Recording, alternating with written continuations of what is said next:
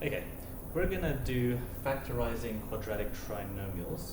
And what is that? Well, a quadratic is an expression that has x with the power 2. That 2 means it's a quadratic. And trinomials means meaning 3, like triangle. And nomials means terms. So these are quadratics that have 3 terms in them. Right.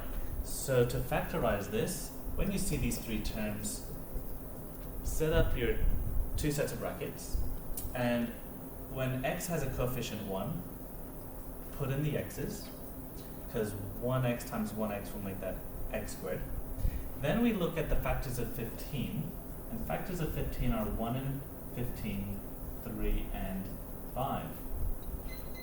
Okay, and we want the pair that can either add or subtract to 8. Now, if I add 1 and 15, I get 16. If I subtract 1 and 15, I get 14. And neither of those is an 8, which is what I want. So if I add the 3 and 5, I get an 8. That's my answer. That's what I want. And just to finish this off, if I subtract these 2, I get 2, which is not what I want. But I want the pair 3 and 5, and I can put them into the brackets. The 3 goes here, the 5 goes there. If you put the 5 there and the 3 there, that's okay too, you'll get the same answer. And then the next part is to ask, if the middle term is positive, then that means the larger between the 3 and the 5 will also get the positive. So if 8 is positive, the 5 gets the positive, and then we ask ourselves, 3 has to multiply with 5 to make 15, a positive 3 makes, and a positive 5 will make a positive 15, and now we're done. Alright, let's try another example where we're going to use an example of the difference of, I'm going to give you an example of perfect squares. Alright, this is another quadratic trinomial. Quadratic because it's 2, trinomial is 3 terms, and you'll also notice that this x has a power 1, and then this is a constant, and a constant is really x to the power 0.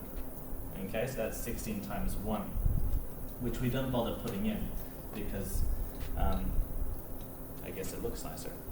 Right, so we set up our 2 sets of brackets, x's go in, and factors of 16 are 1 and 16, 2 and 8, 4 and 4. Now we want the pair that's going to make an 8. If I add or subtract the 1 and 16, I get 17 and 15. If I add or subtract the 2 and 8, I get 10 or 6. Neither of those is what I want. I'm trying to make an 8. So if I add the 4 and 4, I get 8 and I get 0, and it's the 8 that I want. So I'm going to use the pair 4 and 4. And then the next step is always to ask if the middle term is negative, the larger of these 2 gets the negative. Now in this case it doesn't matter because they're the same. And then we ask ourselves, a negative 4 times a something 4 has to make a positive 16. Negative 4 times negative 4 will make a positive 16. And then we're done. Alright, one more example. I want to show you one with the difference of 2 squares. So let's say I have x squared take away 9. Alright. Is this a quadratic trinomial? No, it's not. There's only 2 terms.